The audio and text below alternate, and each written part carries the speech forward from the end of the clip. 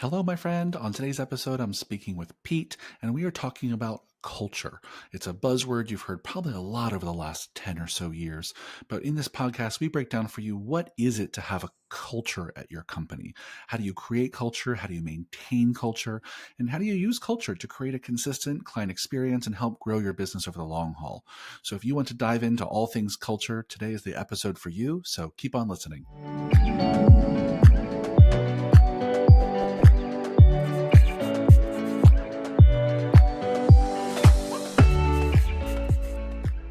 Hello, fitness business nerds. What's up? Welcome to another episode of the Business for Unicorns podcast. I'm back with Mr. Pete Dupuis today. How are you, my friend? I'm doing very well. Thank you for having me. Pleasure as always. Before we dive into today's topic, I just want to give a quick shout out to all of you out there who have not gotten Mark Fisher's latest book. Mark put out a book about over a year ago at this point about all of his fitness business secrets from the last 12, 13 years of running Mark Fisher Fitness and Business for Unicorns. It's a great little read with tons of really actionable takeaways. And you can get the book. It's super cheap on Amazon. Click the link down in the bio below. Give one to each of your gym owner friends, or you can go to businessforunicorns.com/book and it'll take you right to the place to get it. And everyone has great reviews. Everyone that we've talked to that has read it has walked away with real tangible, practical action steps from it. So this is not just a bunch of stories. It actually gives you strategies and tactics for growing your business. So go get the book today and let us know what you think by leaving us a solid review. Let's dive into today's topic, which is a topic we covered a while ago on this podcast, but we wanted to circle back because it's a really important one that we just haven't covered in a while, and that is the importance of having a strong culture in your gym. And this word has kind of become a buzzword in kind of business land over the last few decades. But Pete, can you just start off by saying, like, what the heck do we mean by having, like, what is a strong culture at your gym even I want to be careful by using the word "we" here as I describe it because you and Mark have one of the most unique cultures I've ever seen in your operation, and so we have, I would say, a mutual appreciation for the importance of an authentic culture and wildly different ways of getting there or Yeah. expressing it. And so, to me, Yep. this is a good one. I'd say culture to me is about delivering an environment where the personality of the team is authentic to the team and not the owners, especially as people like Mm-hmm. you and I are getting further and further away from the training floor, especially in a gym like mine where we're performance training based and I keep getting older, but our clients stay the same age. I am less and less qualified to drive the culture of the operation that we're running. And so gym culture is a combination of the personalities that are delivering the service and the people who are in the building at a given time. That because I like to think about our clients impacting Mm. culture just as much as the staff delivering the experience. Does that make sense to you? Yeah. 100%. 100%. Yeah. I think if I was going to start with like an analogy about culture, right? Like, I think a good analogy is like, it's kind of like the flavor of your soup, right? Like if your business was a soup, right? The culture is kind of like, what's the taste like? How do you describe the flavor? It's a combination of all the ingredients working together and hopefully making something delicious that allows like all the ingredients to shine and thrive, right? And so when using that in real people terms, right? It's like, it's the definition of how do we do things around here that helps us all thrive? Like, what are the ways that we approach things? What are our values and beliefs? What are our norms and habits and practices? What are the ways that we do things around here that enables us all to show up as our most authentic selves and thrive as a community? And that's a tall order. That's a big ask. Whether you're talking about like a single sports team or a gym, like a small business like a gym, or your whole community, the whole community that you're part of in your neighborhood, right? All of those are versions of collective culture, and so that's a lot of pieces to that. So let's maybe break it down a little bit in this conversation. Well, actually, before we break it down, because I don't want to dive right in too fast, can you just talk a little bit about what's been your approach over the years to trying to like manage the flavor of the soup Well, at to your soup CSB? analogy, I think of this as like there need to be rules for the foundational pieces, the how we do things around here, Yep. but you're you can't have this hardline non-negotiable recipe. That's the problem to me. So Hmm. it's soup in your world. It's like a grandma Exactly. recipe. It's like a grandma recipe. Yeah, It's a little and this, it's a little. negotiable because the volumes of the this and that change all the time. And in my house, my Yep. wife makes a really Hmm. great ramen, and my kids are obsessed with it. And I'm not talking like the 80-cent packet of ramen noodles with a little pouch. I'm talking about like my wife is putting her own shaved steak into this concoction, and she's like she builds this foundation, but every single time she takes a slightly different approach because she didn't bother to write it down last time. And every time we have it, my kids are like, "This is amazing, but it Hmm. tastes different. Why does it taste different?" She's like, "I don't remember how I made it last month. I mean, I'm just doing it the way it felt right today." But the basics are there. Yeah. We know like kind of the framework of what this is supposed to be, but then all of the little accessory pieces that get tossed in are what change the Hmm. vibe each time. And in the gym, for us, I can't say our culture is static because I infuse upwards of 20 different interns into our operation in a full-time format 3 different times a year. And they have such a significant Yep. impact on the personality of the team. They change the whole vibe. We I don't want to say we reinvent the culture, spring, or I should say fall, Hmm. winter, and summer. We the culture, and it's just because we're bringing different personalities into the space. Exactly, it's shifting all the time. It's It evolves. like they say, Yeah. a shark can't stop. Like if a shark stops moving, it dies. It's just always going to be moving. Our culture is always moving and adjusting over Yep. time, and I love that. And I know for a fact that the clients love it. I mean, clients will come up and they'll say, "When are the summer interns here? I can't wait to meet them. Tell me about the summer interns." And they're not telling us I have a problem with the current culture. They're just saying I can't wait to see the new iteration of this space that we're going to have, the spring cleaning and the new and improved summer version. Yep. Yeah. Well, listen, I think right off the bat, Pete, that's a great takeaway for our listeners, right? Is that some people think that the culture that you make in your gym is one thing, it'll always be that thing. And if it changes at all from that one thing, something's wrong. And like nothing could be farther from the truth, right? Culture is a constantly changing soup of people coming and going, and it has to evolve with the people who are there at any given moment, who are part of the collective.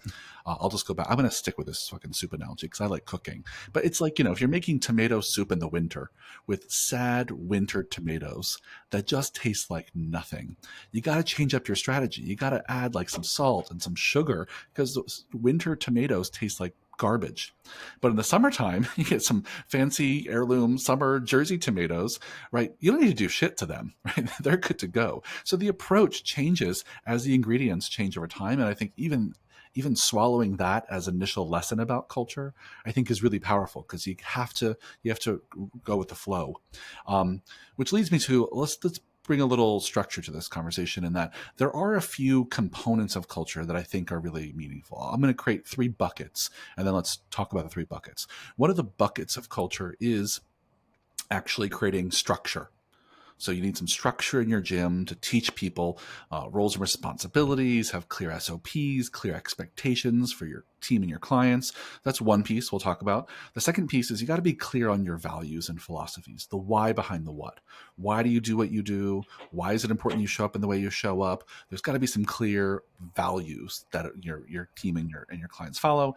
And the third bucket is really have to wrap your arms around any uh, beliefs and feelings, right? Or you have to manage beliefs and feelings in a culture because they're ever evolving and changing, and they're good information about whether things are heading in the right direction or not. So again, it's structure, it's values, it's beliefs and feelings. So when it comes to structure, you just talk a little bit about what are the structural pieces you have in place that help maintain your culture at CSP. What are the rules, norms, policies, processes? What are the things you have in I place that you think think clarity make a about good what's impact on your important to culture? us provides clarity on where we're not that interested in micromanaging, which I'm willing to give the reins over to just about anybody on my staff. Yep. If I haven't made a stink about it or looked you in the eye and said, hey, this system is non-negotiable, then it means be creative, take some liberties with this. um, there are certain non-negotiables Yeah. like professionalism and punctuality and music selection, like language in the weight Yep. room, things that could be, music's a good example of something that could be construed as part of culture, but we have some non-negotiables there. Like you're just not going to tolerate certain types of lyrics. Yeah. Well, and this is Yeah, and this is exactly why it's a structure like this, which is why your clients can tolerate, not just tolerate, but actually appreciate the ebbing and flowing of all the interns, is because the baseline experience is this structure that is maintained through. We still always start on Mhm. time. Programs are delivered in this way. Music selection is carefully thought about, no matter who's in the building. Right? It's like those kinds of SOPs that help maintain the same flavor of experience, Exactly. I'll give you regardless of what two more round kind of of, we'll say, interns you're on. technology-driven rules that make it very clear Yeah. that one, we have guidelines, but two, culture is important to us. Um, Under no circumstance can you wear headphones on our training floor.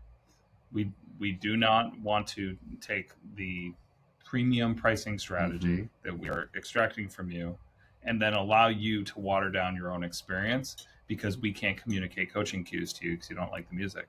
So there's will forever be an agree to disagree on gym music, what the best gym Yep. music is type deal. But if you hate the music so much that you can't bring yourself to train in that environment with headphones, you're just not a fit for us. We need to be able to look you in the eye, give you a cue, or maybe even be standing behind you and give you a cue that you can process, an auditory cue. And that just doesn't happen when you've got Mm-hmm. a guy with noise canceling headphones on. Not to mention the fact that a big pair of bulky noise canceling headphones basically says to the coach, fuck off. And that doesn't really fly in our space. So that's a really good example of what Yeah. you can and can't get away with. Now, I will allow them. Over the years, we had hard rules with like staff lift, no headphones during staff lift. This is about community and culture. But as the team has got bigger and bigger and bigger, it's just impossible to get so unified across the board as a team that we all train at the same time and we get on the same page for that. So I will allow it for the team during non-client hours. But if you are a staff member, and let's say you don't start till 2, but you get here at noon because you want to lift, if there Mm-hmm. are clients in the building, you're not allowed to train in headphones, even if you're not on the clock, because it just sends the wrong message. Does that make sense? The second one I was going to give you is we just have a Yep. absolutely non-negotiable no 100%. telephones on the training floor rule, and we've had it since day one in 2007.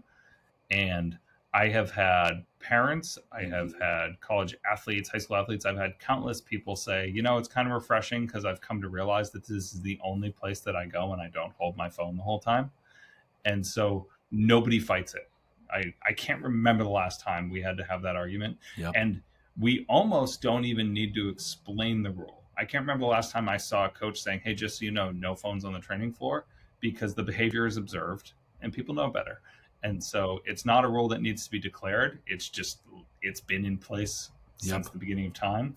And the messaging by our behavior has got that across. Mm-hmm.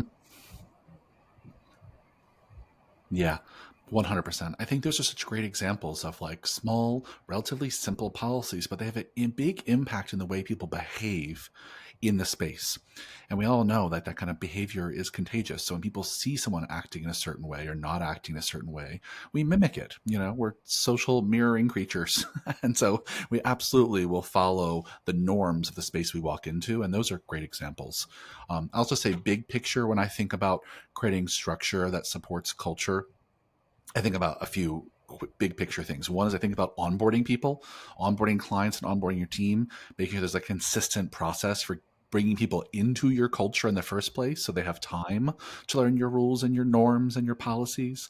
I think when it comes to the team, having really clear roles and responsibilities, I think is a big part of the culture, knowing what is your lane, what's not your lane, who do you go to for what, like those kind of parameters, I think help people navigate and make a consistent culture. I think the last thing I'll say is that I think meetings for teams are a really big part of culture, because meetings are the moment where you all have the most and hopefully the best kind of communication, the most consistent kind of touch base and FaceTime. Meetings also are the place where you hold each other accountable to making sure you're doing the things you said you were going to do.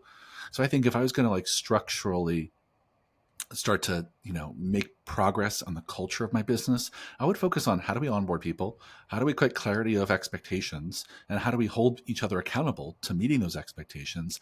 And if you can do that consistently over years, you can have a really strong culture that's grounded in the things Yeah, you I care think you're a about, little with people sheltered on the coming and meetings thing because going you all guys over the you have place. it so buttoned up at Anything you MFS would add since to day that? one, and you've built this unicorn society community where it's a non-negotiable. I mean, the weekly mission control meeting it's like the cost of doing business if you want to participate in this community.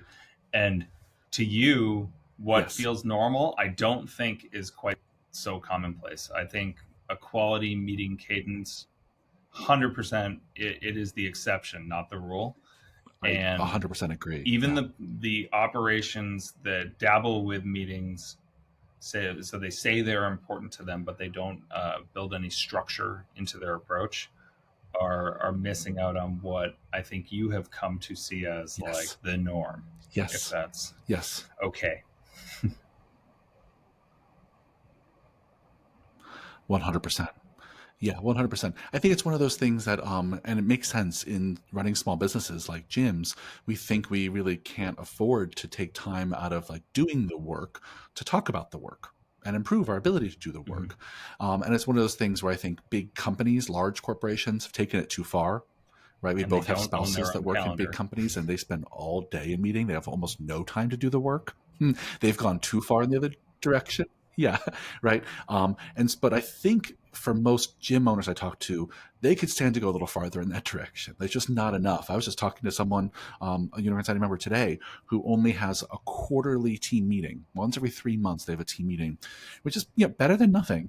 But on their last team meeting, they announced some changes to roles and responsibilities, and then were shocked that they Well, weren't I don't know who immediately you're implemented speaking by of. everyone I can't say that I know which of these without any members you're hiccups. speaking of, I was like, well, but I you will told them say once. that there are a lot of gyms in my experience that run into this It's for like, the yeah, forgivable reason that it's really hard to get a team of partially full-time and partially part-time together all in the same place, and it's also yes, expensive. yes, It's an investment, because if you're going to mandate that they give you their time, they are entitled to tell you, okay, it yes. costs that much money. Listen, And so I know why it is not prioritized a lot of the time. yes. 100%. And let me just say, I'm not throwing shade. I'm not judging. I get it. Meetings are expensive. You would absolutely pay people to be at them. Part time people might never be at your meetings. Like, there's a lot to consider. And the Yep. reality is, if you're only getting together as a team to talk about how you work together once every 3 months, you can't be surprised that you're not more cohesive, right? You can't be surprised you're not all on the same page. It's like having a sports team where it's like, we had a practice 3 months ago, but the game is Yeah. How not do for you another not three know months. the So we just don't plays? see each other between now We and then. talked about We're this back expected in to get on the field Q4. that day and crush it. It's like, I don't play sports, but Yep. yeah, I don't even play sports. Yeah, it seems ridiculous to expect that, right? So yeah, but I think that the whole point here, right, is that a big part of culture is the structure you Mm-hmm. put in place that is consistent as the culture evolves.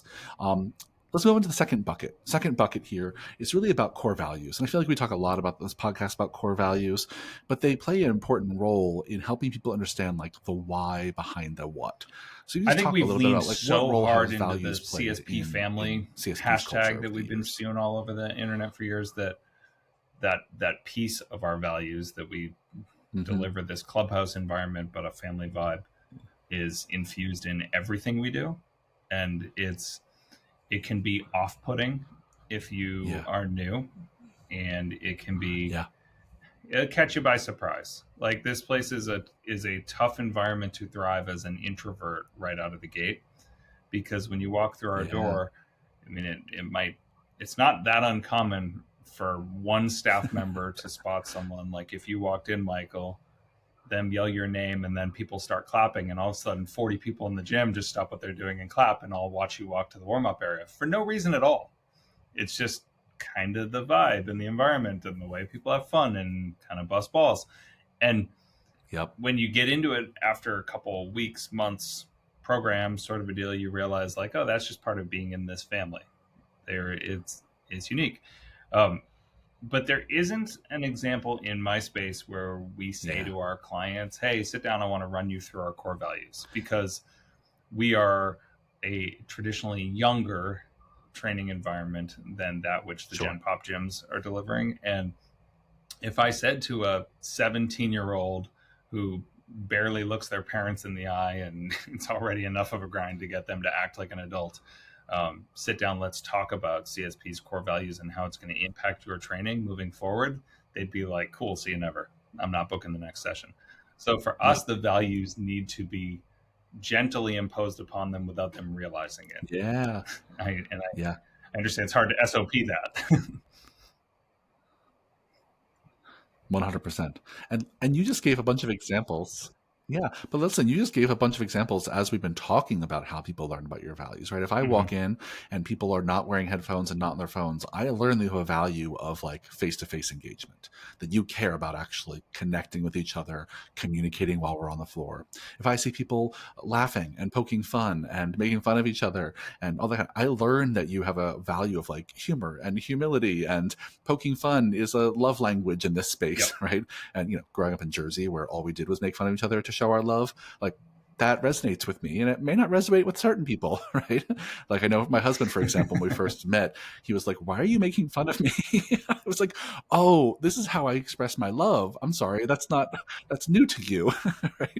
But I think those kind of values people do learn by experiencing. They don't require a PowerPoint presentation, It's but they funny how learn it by can people carry across consistently different on the team embracing demos values that in our matter space. And I'll give you a to really you. funny Yeah. example.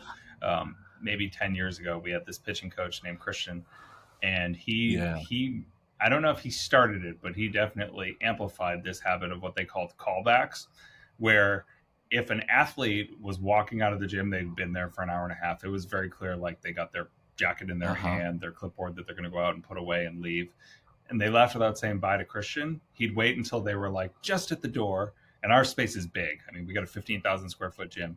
He would shout across a busy gym. He'd be like, Michael, and they'd turn and look, and he'd give them the Uh-huh. like, hey, come over here. He'd make them walk all the way over, and they'd walk up to him, and he'd be like, why don't you say goodbye to me? And the kid will be like, I'm sorry. And I remember him saying to a kid right in front of me, he's like, how are you going to get yourself recruited if you can't act like an adult? Say goodbye to the people that you interacted with today. And he made them walk around and fist bump to every staff member. And he said, and don't leave the interns out. And what started as a joke and him just busting balls and making things difficult for a kid leaving became the norm. And so now, if you walked into my gym and I was giving you a tour, during a 10-minute tour, you Yeah. would see 4 different adults, Mm-hmm. 40 plus, walk up to me while I'm having a conversation with someone else and give me a fist bump, just a heads up, like, hey, I'm leaving, just a heads up. And that's because it started with this trolling of high school athletes, but now it's the rule. Clients don't leave without saying goodbye to every staff Yep. member on the training floor. They weave and zigzag around our gym and around exercising Yeah. people with their stuff in their hands to say their goodbyes, like uniform across the gym. Everybody does it. It's not even unusual anymore. And if you see it a couple times during your first week, you realize, like, I guess this is the Yep. expectation. This is how this family interacts. So it's strange, but it started a long time ago. Yeah. 100%. Yeah, no, I think it's fantastic. It's a good example of how culture evolves, right? How people, everyone who is part of the culture influences Yep. it in some way, and some of these values are, emerge from the culture, and some are really decisively put in, right? At MFF, for example, we have a value that we put in of excellence on our team internally, not necessarily for our clients. This is an internal like team value. And it's not that we didn't care about excellence before. It's not like we hired people who didn't care about doing a good job, but we wanted to be more intentional about like, no, part of what we care about as a team is doing good work. Another example is this year, we redid our Business for Unicorns team values just at the end of last year, end of 2023. And we added a value which I have found challenging already this year, which is this value of simplicity. that are really going to embrace the idea of making shit as simple as possible, which is hard because, people like us who are long students of this game like to make things fucking complicated. And so just keeping things simple. So listen, sometimes values can come from a need you have that you want to fill, a direction you want to push the culture. And sometimes they emerge from within organically.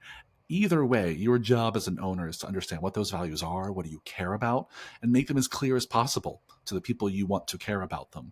And this goes from everything to like how you show up to why you program design the way you program design, why you hire the people you hire, right? Yep. It's all the whys behind the what. So just getting really clear about that, I think, is a big piece of the culture pie.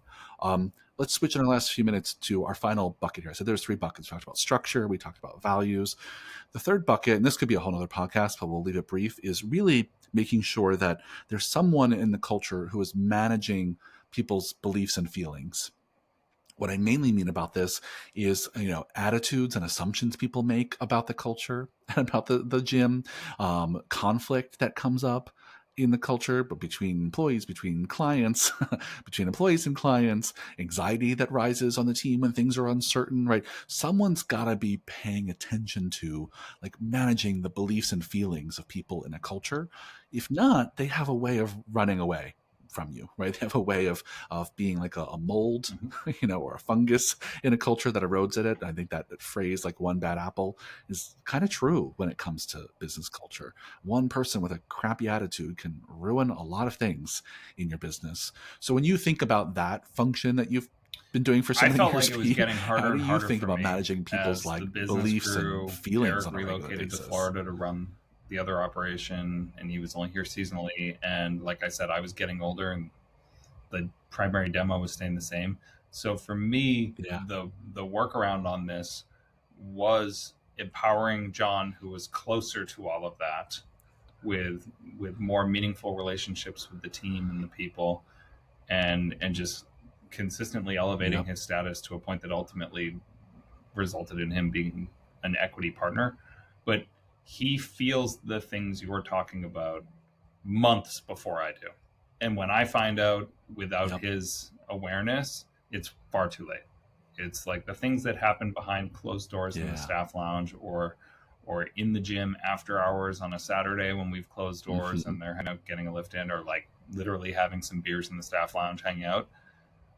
Those are the things that I couldn't Yep. ever have my finger on the pulse. I mean, early on I did because I was in that room, but Mm-hmm. now it's just not where I'm at in life, family obligations and things like that. And so it may not be the answer you're looking for, but for me, I Yeah. outsourced my Yep. ability to manage those feelings. Yeah. That's 100% it. Yeah. Yeah, listen, I think 100% when you're the owner, you're the person at the top of the proverbial power pyramid, then it's hard for you to have your finger on the pulse of what people really think and what the people really feel. It's sometimes just impossible. You're going to be the last person they tell, but it's the meeting that happens after the meeting. It's the conversation that happens after the doors close. It's the thing that happens in the happy hour. It's the under the breath things. It's the it's the I saw someone act this way. They said one thing, they said they were fine, but what they did was something else. Right? It's all of that reading between the lines, and like you as the owner can't be the only one paying attention to that and caring about that. Someone's got to be looking for the iceberg. Right? Someone's got to be looking for the stuff that's not working under the surface that no one's ready to talk about, because that's the stuff that'll come and bite you in the butt. Right? Another maybe useful analogy here is gardening. Right. Another way people talk about managing culture is like tending a garden, right? Creating a great environment for things to grow and flourish. And you have to weed a garden. Like there are bugs and there are insects and weeds and other things that are going to come up and ruin your shit, ruin your crop. And you have to be on the lookout for that stuff. And it's not maybe the most fun part of our job. It may not even be able to be us that does it anymore. Right. But we got to make sure we've empowered someone on our team to be looking out for that, have the tools and skills to be able to get in front of it. And again, sometimes it's obvious. Sometimes it's two people are fighting, but sometimes it's less obvious, right? Like there's a whole bunch of new people who just joined, and they really don't like each other, or they're really not happy about their pay, or there's two clients who don't like scheduling time with each other because they think one of them thinks the other one's smart. Like there's so many permutations of things that can go wrong. But the whole point here is that someone's got to be paying attention, looking out for that stuff Yeah, to and try I and don't get even want ahead to of it. pretend that I And I think delegated it delegating so is a much as I saw it perfectly as a strength that he might not have even fantastic known he way to had, go. Yeah. and Um, I just allowed him to lean into it, and then that he's going to outgrow that sure, stage as well, sure. and we're going to need to reinvent ourselves again because he's getting Yeah. older just like I am, and the interns are still young men and women, and we Yes. may come to a point where he says, "Hey, I've become out Yeah. of touch as well," and then we sit down and we talk that one through and we course correct. Yeah. Yeah. Yeah, 100%. Well, let's leave it there. I think we can keep going. This is a big topic, but I think, just for our listeners to recap, if you can think of like the structure, some structure you have in place to set clear expectations, get everyone on the same page, that's useful for culture. If you can get clear on like the why behind what you do, your values, philosophies, principles, that really helps align culture. And if you can make sure that someone's got their finger on the pulse of what's going wrong, what are people's beliefs and feelings that might be, misaligned with what we're trying to No, I accomplish. was thinking How I do you can't remember the resolve last that? Like time that you and I kind of did a stuff full is the half hour stuff that helps podcast. This keep has been culture a on nice track. conversation. Anything you would add a closing thought here, Pete?